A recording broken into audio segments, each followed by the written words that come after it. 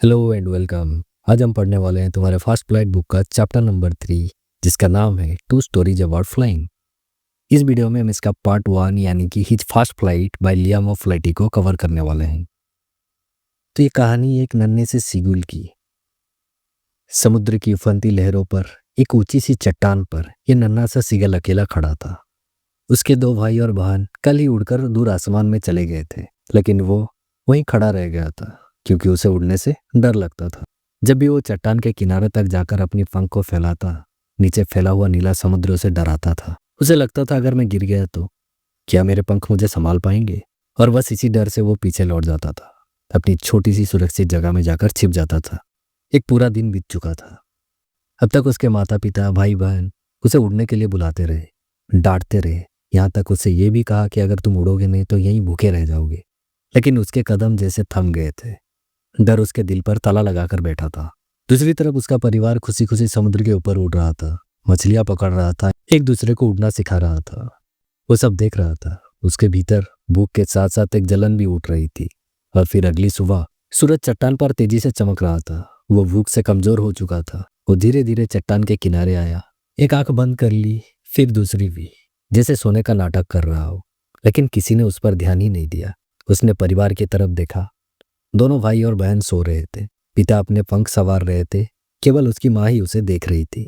माँ के पास एक मछली का टुकड़ा था। वो उसे काट रही थी। इस दृश्य से नन्हे सीगल का दिल पागल सा हो गया, क्योंकि उसे मछली बहुत पसंद थी। वो भूख से तड़प उठा। गा गा गा वो खाने की भीख मांगने लगा। माँ ने उसे चिढ़ाया गा को लहा करके, लेकिन जब वो लगातार पुकारता रहा तो माँ ने आखिरकार एक टुकड़ा उठाया और उड़कर उसकी ओर आने लगी। उसका दिल जैसे खुशी से भर गया हो। वो आगे की तरफ झुक गया, चट्टान पर अपने पंजे पटकने लगा, बस एक बाइट खाने के लिए। लेकिन जैसे ही उसकी माँ उसके पास पहुंची, वो रुक गई। मछली उसके सामने बस कुछ इंच की दूरी पर ही थी। वो हैरान, भूखा, तड़पता हुआ, और फिर भूख उसने जीत ही ली। उसने आगे आकर छलांग लगा ली और हवा में गिर गया। फिर एक जोर सी चीख निकली।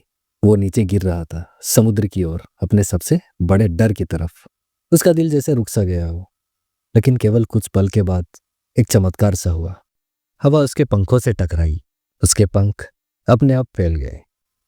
वो अब गिर नहीं रहा था। वो हवा में तैर रहा था, धीरे धीरे बाहर की ओर, ऊपर की ओर। वो उड़ रहा था। हाँ, सच में वो उड़ रहा था। उसकी माँ गर्व से उसे पुकारी गा गा गा।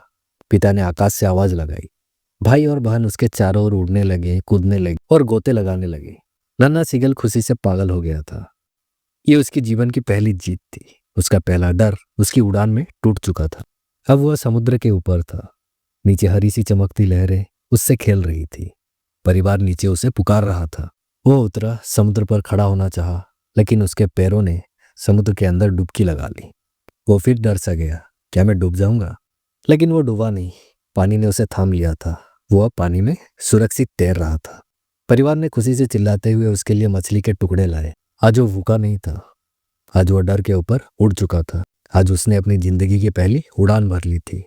तो इसी तरह नन्हे सीगल ने अपने डर को भगाकर उड़ना सीख लिया था।